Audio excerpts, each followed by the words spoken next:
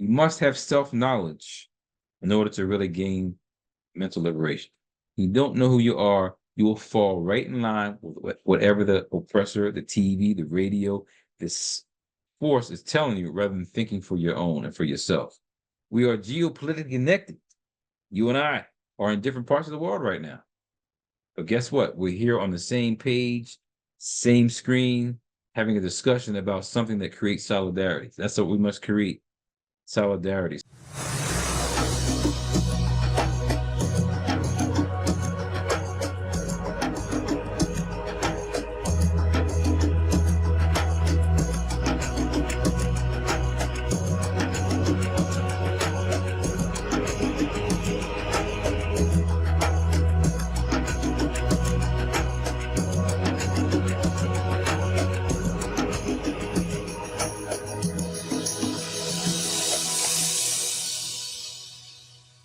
Welcome, everyone. Thank you so much for joining us today. And we're back with Dr. Moore, and we're grateful for his time and for sharing the information that he's going to be sharing today with us. And so we're looking forward to what he's bringing us tonight. So, Dr. Moore, what are you bringing us tonight? So, Molly, thank you for the invitation to return back to Ubuntu El Returno. I'm going to talk about the psychology of liberation today. I want to make it geopolitical, not just from my experience, but from the world experience, so we can all connect to how important it is to have psychological liberation. Oh, well, thank you. Thank you so much. We're looking forward to hearing what you have to say and participating in conversation with you. Okay. So we can begin. All right. Let me share my screen for you.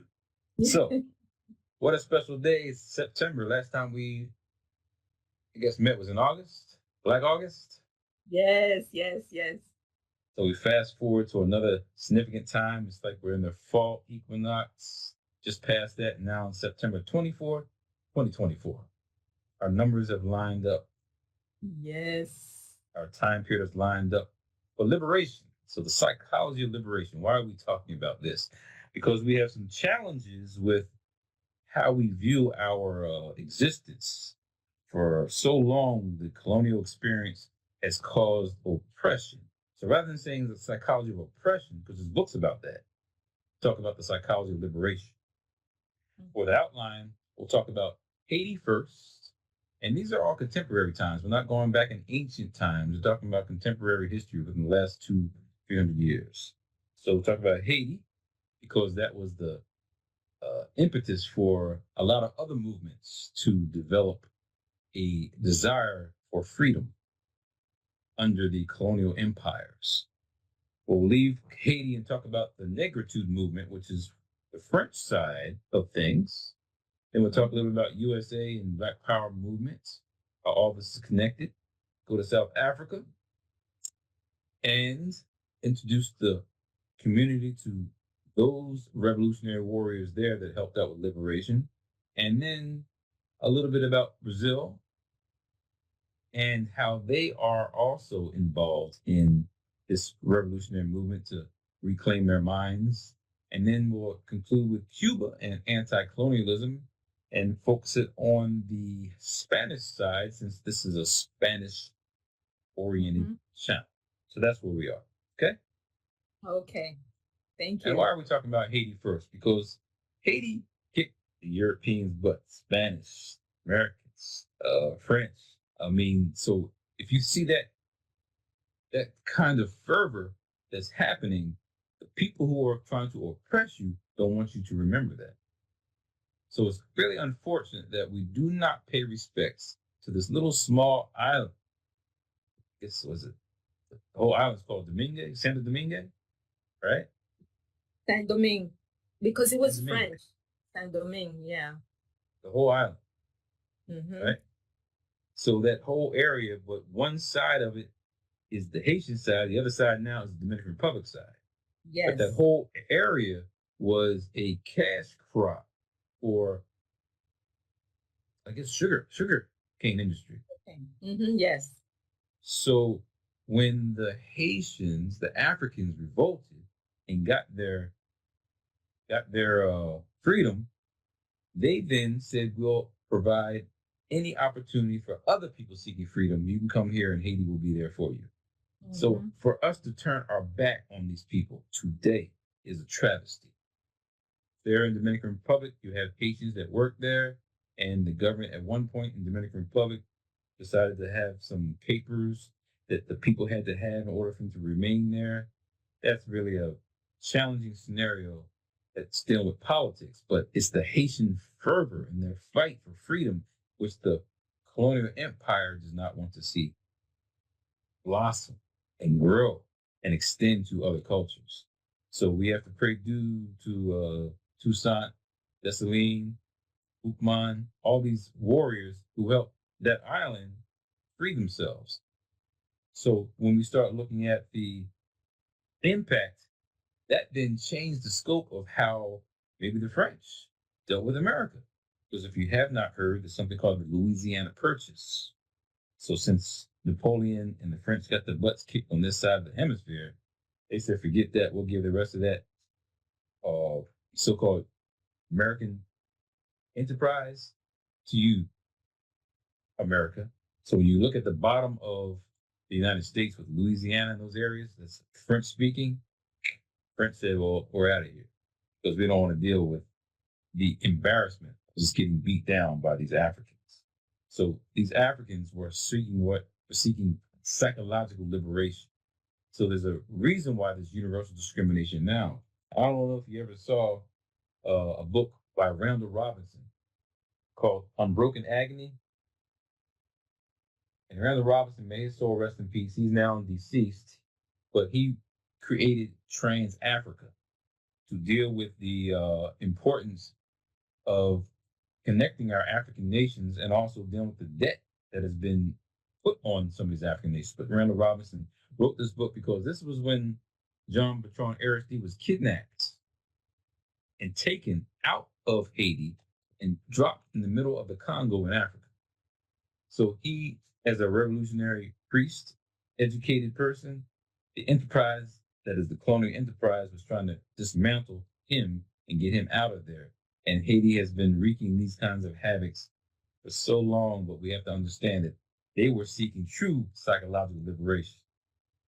So French, Creole, the French movement was called, for Black consciousness, was called the Negritude Movement. So if you heard of people like Leopold Senghor, he's from Senegal. So Senegal and Africa was colonized by the French. Aime Cesaire, the little island of Martinique, was colonized by the French. And then you have their student, Frantz Fanon. I'll present who he is after this slide. But Frantz Fanon talked about black skin, white mask, and he dealt with the psychology of liberation within his work as a psychiatrist. And then Cheikh Diop and Theophile Obenga. So Diop, Senegal, and you got Obenga from the Congo. They were linguists, archaeologists, anthropologists, philosophers. I mean, they did it all because of them. That is Diop and Obenga. Going to UNESCO, UNESCO. UNESCO stood for United Nations Educational, Scientific, and Cultural Organization. They went there and proved without a doubt that those Africans there in Egypt were African people, not dark-skinned white people.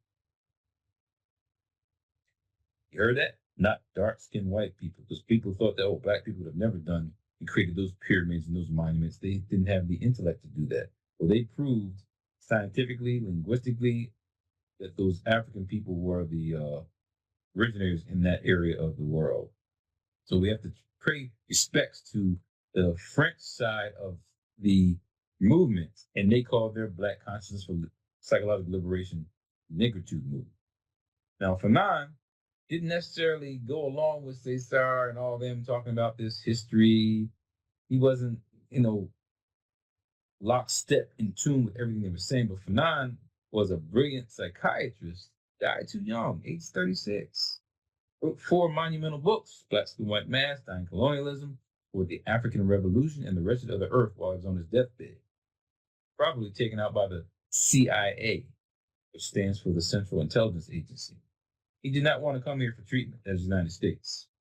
He saw and heard of all the devastation and the racial politics against black people and didn't want to come here, but he needed treatment. So he did come to the National Institutes of Death, the state National Institutes of Health, however you want to define it, and he died under interrogation. But he was focused on the liberation of the African mind. One of the interesting quotes he has that the black man wants to be white. The white man slaves to reach a human level. That's pretty deep. And when you think about what's going on in world politics today, world politics dealing with Israel against Gaza, now attacking Lebanon, is that human to do all that? Devastate, kill children? No, it's not. So he's just saying that some people really have not reached the human level. So when we say the CIA taking out or interrogating Fanon when he was here in the United States, we know that there are CIA agents that have thwarted, that means slow down and stop our psychological liberation. One person in the Congo, if you did not know, his name is Mobutu, Joseph Mobutu. So for your history lesson, in this picture, the one black man in all those pictures is Mobutu. One black man in all those pictures is meeting with John F. Kennedy, Richard Nixon, Ronald Reagan, Jimmy Carter, George Bush, Daddy Bush. How could this one black man be in power that long with all these presidents? That one black man had this brother assassinated, killed. Patrice Lumumba was focused on psychological liberation for the people. He was a leader for the people in the Congo, the people's elected leader.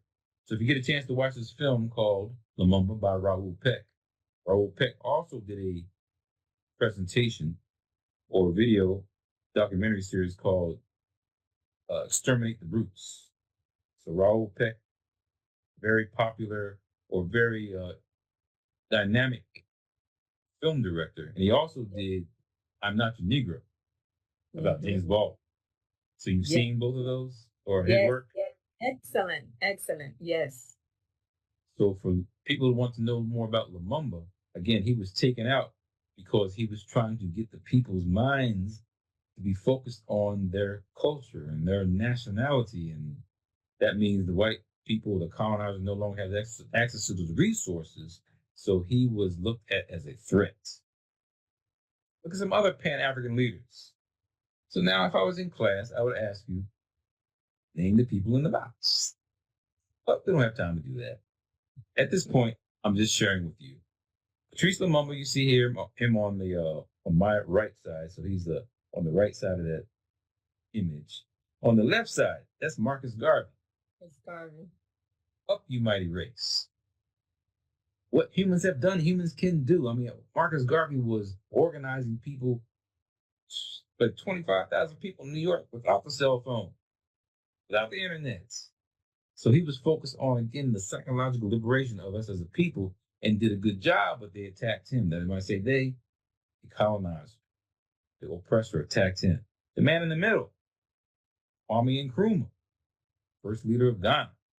Massive respect for him. He also went to the same school I went to the same school he went to in Lincoln University in Pennsylvania. So I'm proud to say he's a fantastic alum who started off with the Pan-African movement and helped out the other nations gain independence.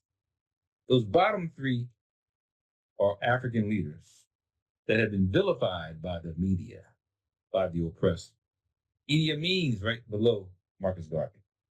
Idi Amin was looked at as they called him a cannibal. They called him some vicious man. And there's a movie that you can watch about his time called The Last King of Scotland with Forrest Whitaker. He starred in that. If you get a chance to watch that, The Last King of Scotland. It's kind of gruesome, but it's really telling the storyline about how he came to power and the struggles that he did deal with. So he was considered bad because he told the Indians to get out. Africa for the Africans. That's what he was saying. Marcus Garvey, Africa for the Africans. So anybody who speaks that, I don't see why it's a problem, because you wouldn't have a problem with Chinese people saying China for China, Chinese, French for French. Well, why is the problem saying Africa for the Africans? So the man in the middle there, on the bottom, that's Muammar Gaddafi. Muammar Gaddafi with Libya had the little green book. I mean, he said Africa was in his blood. So he was looked at as a powerful leader, and the United States government assassinated him, unfortunately. Robert Mugabe, also a person focused on psychological liberation. He was also African for the Africans, and he became problematic because he was then asking the white people to leave the land, give it back to the people you stole it from. That became problematic, so he wasn't supported. Sanctions against the country. But these Pan-African leaders were focused on psychological liberation. That's where it starts first. So those are the names that I mentioned.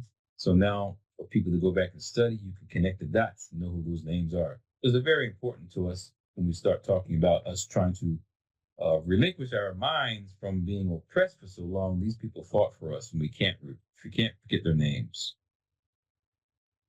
So we have a situation where the reason why you may have people, I guess, fearing the opportunity for Black people to have things because it alters the economy. See, the oppressor or white people would like to stay on top, not to have you in your skin tone be someone dictating or making more money than them. So in America, it's been interesting because you had these massacres that have occurred because Black people started to have access to things. White people became fearful of that. Look at that, 1898, the Wilmington, North Carolina massacre. I got a book called The Wilmington's Lie, The Murderous Coup of 1898 and the Rise of White Supremacy. Now, this is North Carolina. So this happened way before that incident that happened in America in 2021.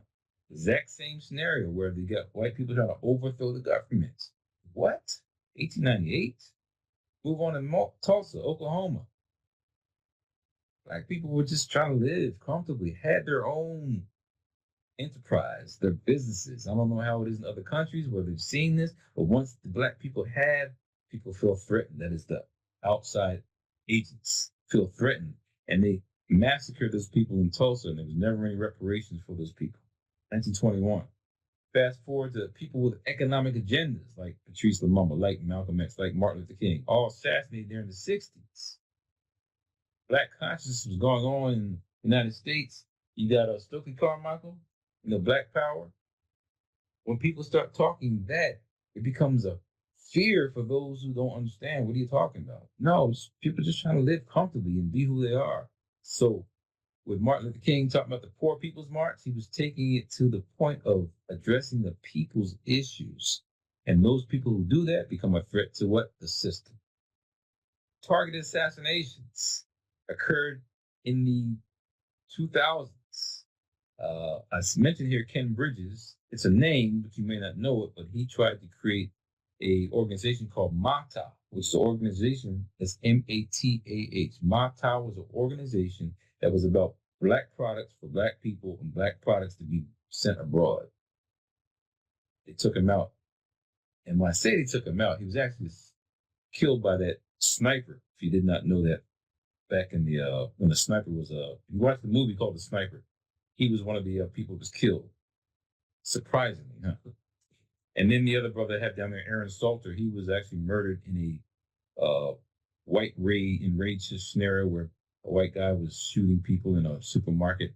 This guy was involved in making water. Think out of seawater. Ways that you can make water. Water is like, has no enemy. Everybody needs water. So he, as a Black man, had this invention that was never supported because, again, you start talking about changing the dynamics of access. So these people were targeted. And then you had permitted insurrection, 2021. The world saw it.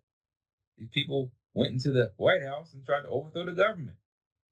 Now, if those were any people other than melanin recessive people, if they were dark in color, what would have happened?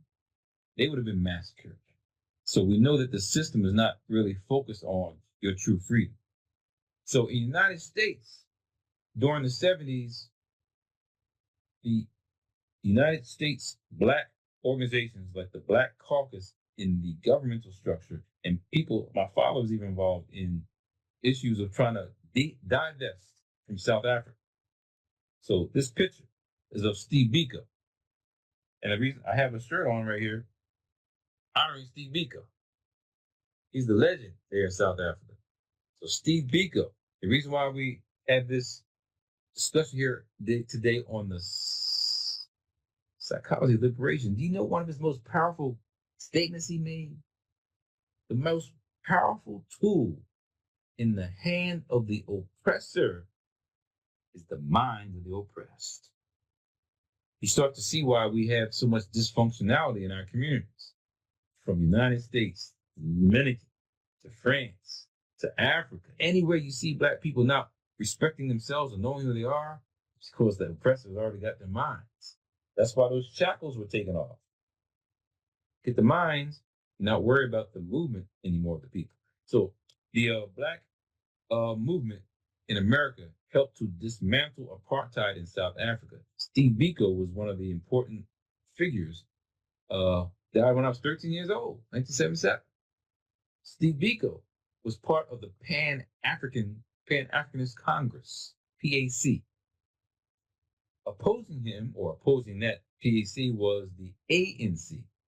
ANC is African National Congress, and that's was headed by, when he got out of jail, Nelson Mandela.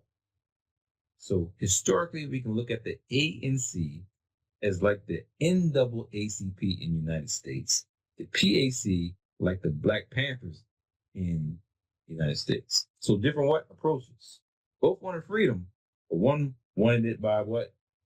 Getting the minds changed of the people. So South Africa. Brazil. We never heard of Zumbi. No. Zumbi was a powerful figure back in the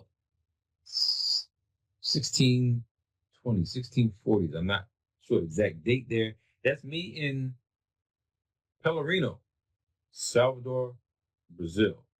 There's a statue of Zumbi there.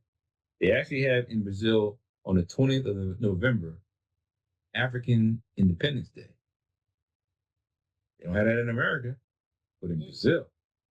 So Zumbi was a very important figure. And if you watch a movie called Quilombo, Quilombo is about the Africans who went abroad, went to the hillsides, established their own country, their own establishment.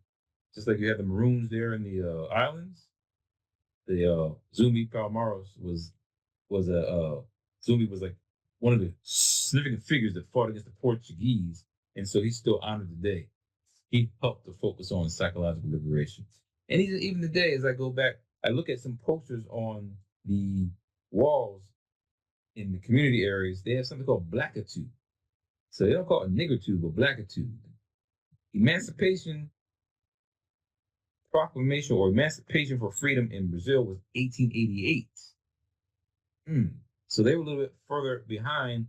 In America, it was 1863. Other parts of the world, freedom was so-called granted earlier than that, but Brazil is a little bit behind times with the focus on revolution and the politics of freedom, that is. They're not behind times. Zumbi was way before some of the things that happened in America, so much respect to the Brazilian enterprise. And in the last comment on revolutionary spirits, Fidel Castro, Che Guevara, the whole Bolivarian enterprise of seeking freedom from the colonizer in the Spanish-speaking world. So Cuba, of course, is controversial, especially with America, who still sanctions that country. Venezuela, America still sanctions that country because those are places that said we will never let the colonizer control us. So the psychology of liberation means you must stand for something first. And so both Castro and Guevara were freedom fighters. And no matter what your view is of them, guess what? They made change. Africa cannot call Castro an enemy because he supplied weaponry. You can't fight a war without weapons. Just think about the United States. The reason why you have all these changes in gun laws, because when Black people started carrying guns, that's the Black Panthers. That's Bobby Seale and Huey P. Newton. They knew the law. You could carry a gun as long as it wasn't loaded in a public facility. I mean, they knew the law, but those laws started to change when Black people started carrying guns. Deacons for Defense. Deacons for Defense, we're talking about the armed resistance during the civil rights movement. It's more than just people sitting down at a counter and getting their heads bashed in with the nonviolence movement. No, some people picked up the gun. And when you think about what's going on in the world today, we have to put ourselves in a position that you have to be able to fight back. So on the Spanish side, I think we have the Bolivarian Revolution. We got Cuba with Castro, Guevara going to different places helping out. I think there's a lot of power to also speak about the Spanish side of psychological liberation. Mm-hmm. So to conclude my presentation, so we have a discussion, contemporary backlash and the fires that are still burning from obtaining liberation, mental liberation. So certainly Haiti's on the top of the list because they started the fire. There was the spark right there. And you see what's happening to them. But right now with the Francophone countries, like Mali, Niger, Benin, Burkina Faso, Ivory Coast, they said the French, get out. Get out. All the debt that those countries had to pay back to France. Even speaking of debt with Haiti, they kicked Haiti's butt. No, Haiti kicked their butt, but Haiti has to pay them reparations. Haiti has to pay them money because it's totally out of whack. So these countries in Africa that are French speaking, that have been colonized by the French, they are no longer trying to have the puppet mentality like what happened with the Congo and Mobutu. They're cutting those puppet strings. That's psychological liberation. So the current conflicts, like in Palestine, which is being wiped from the earth, those are inhumane living conditions. And we're just closing our eyes, acting like nothing's going on. The attacks on Gaza, closing our eyes like nothing's going on. Cowardly acts by the oppressor. You see in the media now. You have these Israelis that created weapons that can blow up your cell phone, blow up your pager, blow up your computer. Who does that? That's not a human. That can create a mentality like that to kill children like that. Innocent people. So now we're talking about the media. Now the Israeli government has gone into like media enterprises like Al Jazeera and said you can't report. It's shut down. Check the media. They went to Al Jazeera and said you can't report. What? That means you slant the media and slant the story. In Vietnam, when Vietnam was going on back in the day, they stopped showing those images because it changes people's consciousness. You show the images, then people are waking up and it changes things. So we have to look at how the oppressor will control the storyline and we never know what's really happening. So in summary, you must have self-knowledge in order to really gain mental liberation. If you don't know who you are, you will fall right in line with whatever the oppressor, the TV, the radio, this force is telling you rather than thinking for your own and for yourself. We are geopolitically connected. You and I are in different parts of the world right now. But guess what? We're here on the same page, same screen, having a discussion about something that creates solidarity. That's what we must create. So I appreciate you for having this channel that helps to push that. So keep the torch burning. Don't let the flame extinguish. And the only way we're going to do that is having information like this being disseminated for people to have alternative sources of information. So make your own trail. And as you've been doing, Molly, I have much respect for you for creating this platform, for having an opportunity to grow on your own. So when we say make a trail, that means travel. You do that. It means read. You do that. It means activate your mind. You do that. It means investigate alternative worldviews. And lastly, look in the mirror and stop waiting for others to change. And we can then, be trailblazers. So that's the end of my presentation. So I would just ask for a moment of reflection. And if you have any comments, we can chat on them. Thank you so much, Dr. Moore. Really appreciate all that information. And like you say, liberating our mind. If we see it happens everywhere you go. It doesn't matter where you're at. What I see, you spoke about Black people, African descendants, and you also spoke about the criollos, or those that are descendants of the Europeans and the natives, because I'm a mulata or a mulatto, because I'm a descendant of European and African descendants. So there's a difference there. And that's why even the liberation of the mind has to come from both sides. Because, for example, here in the island, like you were talking about at the beginning about the Haitians and the conflicts between the Dominicans and the Haitians, if we only recognize that once upon a time, there were more Africans and African descendants in the island, and that's why you see more African descendants in the island. I'm not just about Haiti, but in the entire island. And yet, those that still want to be presented or identified as European continue the oppression. You see, they continue the oppression because they want to continue being on the top.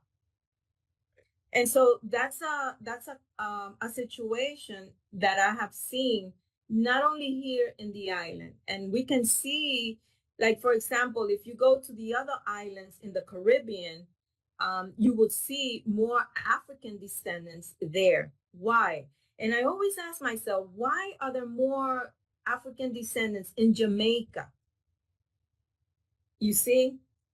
And the reason, just a simple thought is, well, what happened to the natives in Jamaica?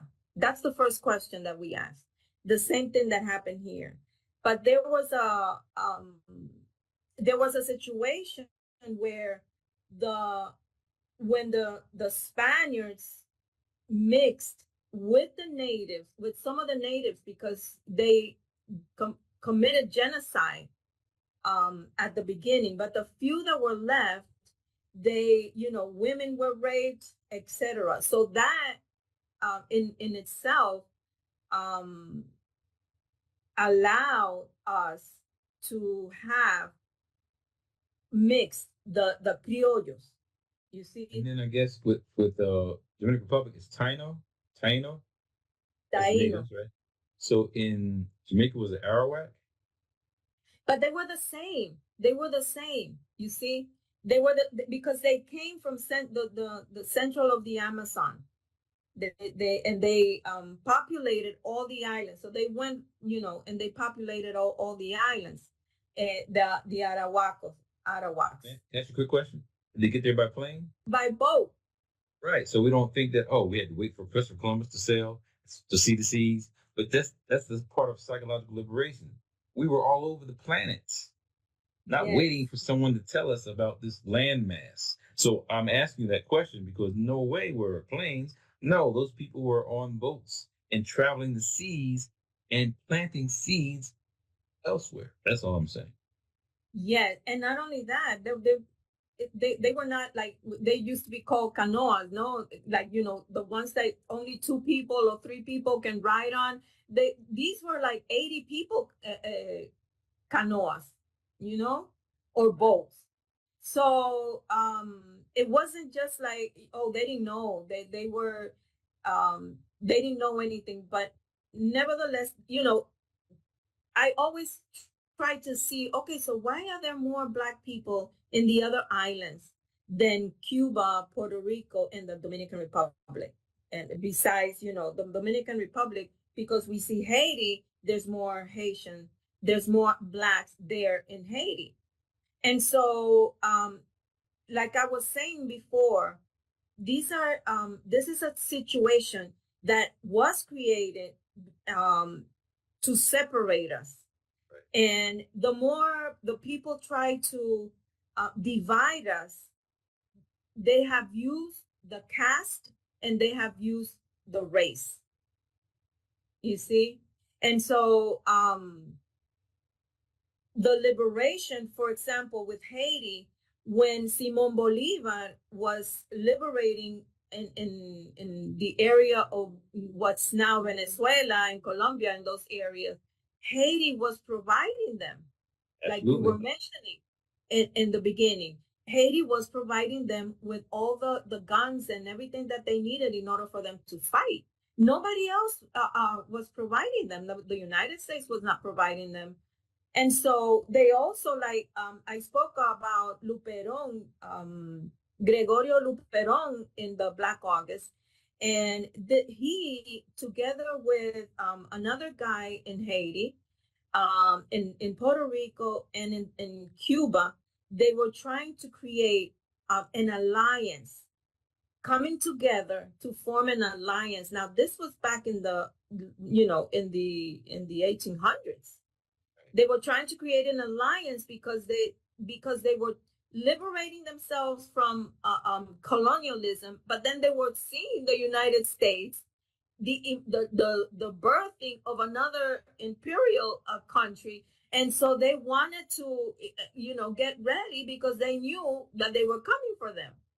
And that's why you see the United States invading and coming into Puerto Rico and coming into Cuba, because these are things that we hardly hear about. When Cuba and look at when Cuba was liberated, and Puerto Rico, it was late in the 1800s, when we were all liberated by the time they were liberated. And you say, but why?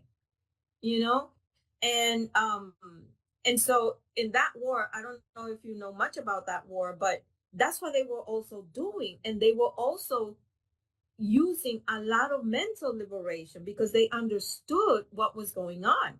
So it wasn't only happening in the French, the French speaking and in the Black community in the Caribbean, in the Spanish also.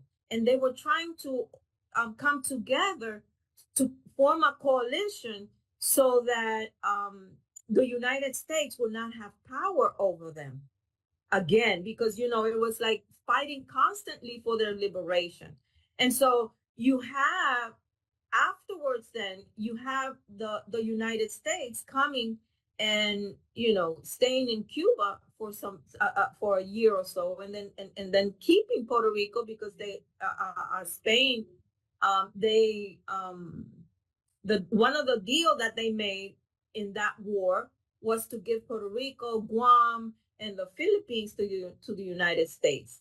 And so that's why you see that in Cuba today and in Puerto Rico, that's why you see so many people that look more European, especially in Cuban. If you go to the United States, and you see the Cubans, who are the majority of the Cubans in the United States?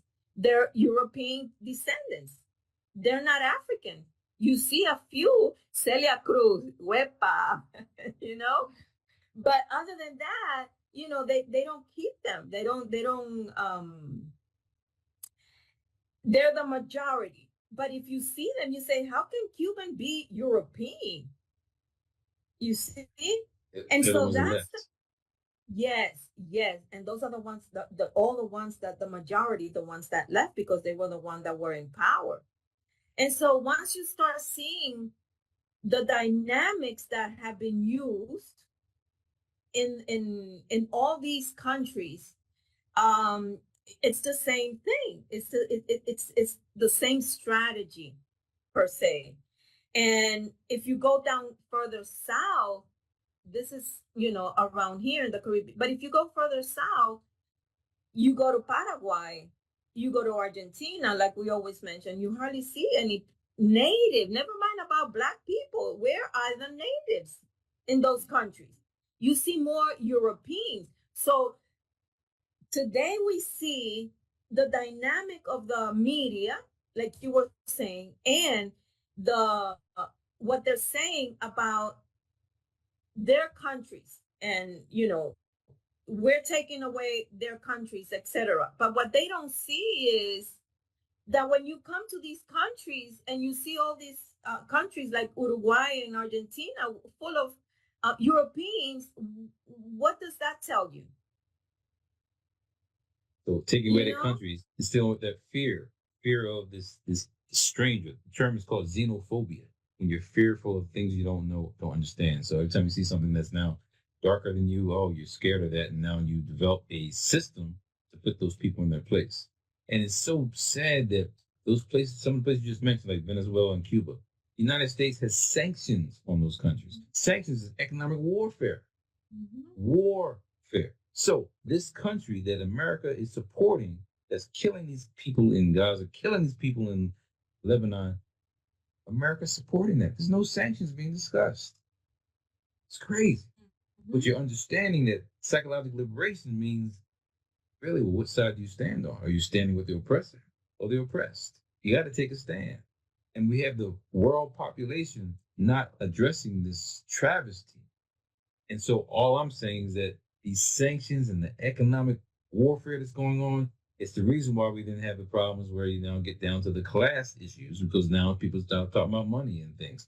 So the governments that don't support socialism, the governments that don't support socialized medicine or healthcare or education, those are the ones that are really the ones creating the havoc in all these other countries.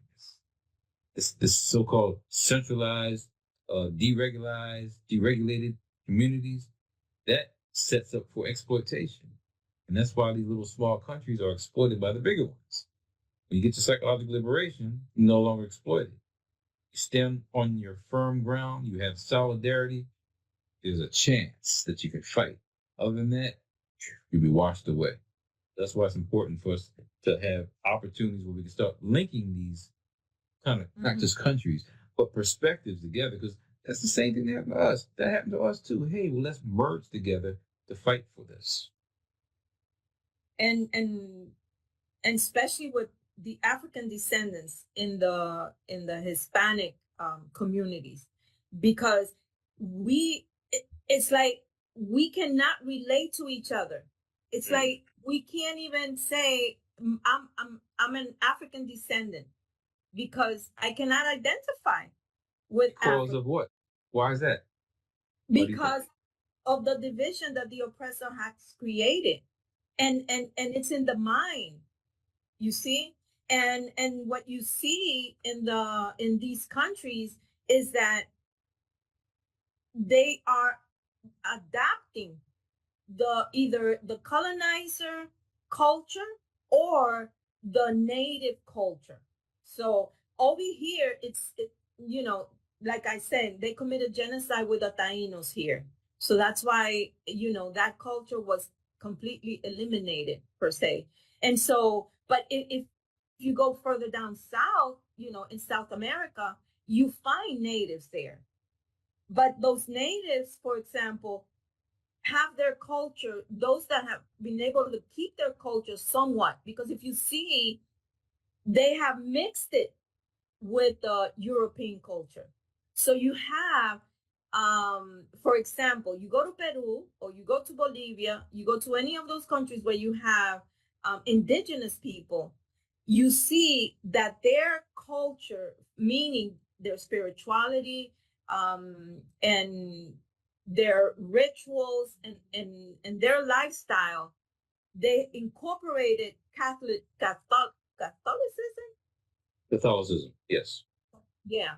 So it's a mixture. So that means that they still have not been able to liberate their mind because they are still locked. Or their mind. There's always going to be assimilation, though.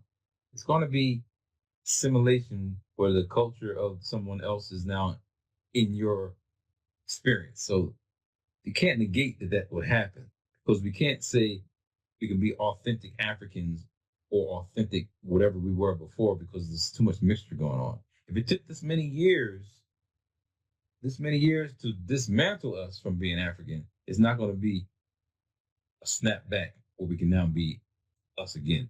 What we're doing here is to give people a sense of what steps we need to get back to who we were or what we are. And that's not what we were. We're going to go back to the past. We want to deal with who we are from the past to know where we're going. Right now, if we're following around trying to be like Europeans or the oppressor, we're not doing anything to liberate our minds. Exactly. Exactly. That's what I'm trying to also say, that You said that's it. what You we said it. You said it. that's why that's one of the things that I see that we all must do, because in the States, when I was in the States, I also saw um African Americans, like they're called there, that they don't identify with their African ancestors. Not taught And in the schools. So you wouldn't know. Yours isn't taught in the schools. You wouldn't know. That's why education should be for liberation. And it's not done that way because it's indoctrination. We indoctrinate you to think something like Christopher Columbus discovered America. Leave it at that. Don't ask any questions about those Arawak, the Taino who came from Amazon and traveled well before and were here already. Don't discuss that. No. So you're indoctrinating people. So it's hard in any culture for you to gain some understanding of who you are if you're not being taught about that. That's why I'm saying it's so important to have the books, the literature. You don't have that. There's no base to go off of. That's why it starts with who? with First. with me first, yeah. And Us, so not you, not me, us. We got to do it first. The person in the mirror has to look in and say, you know what? I have to do better. How are you going to tell your child to read and you're not reading? I said in one of the presentations, I can't ask you to do something if I'm not doing it myself. It would be unwise for me to ask you to do that. So yes, and that's why one of the things that if we can come out of something, if we can come out of this presentation with something, is the fact that we must beware of, like you said, what side am I going to be on? But before I choose a side, I have to be informed. True. That's right. I have. You don't know what you're picking if you just choose a side, like the United States public, the United States elections between a criminal and a prosecutor. One with a record, it should be going to jail. One doesn't. If you have complications with that kind of decision, that means you're not educated. Exactly, exactly. And that's why we appreciate what you share with us, and in trying to get the message out there of educating, and especially with this thought of liberating our minds. And I invite everybody that watches your presentation to ask themselves, where is my mind right now? Where? Is it with me of who I am? Or is it out there with somebody else? And that's somebody else that is telling me who I am supposed to be. You see? So, yeah. In those concluding remarks, Frantz Fanon says we should ask ourselves every day, who am I? Am I really who I am? Am I all I ought to be? It's 3 simple questions. And if you're not who you ought to be, then you got more work to do. So we all have that to do. Find ourselves. Yes. Well, I think that we covered a lot today, and I think that it was a very succinct. Means short, brevity. T. That's the word to use. Succinct. Okay.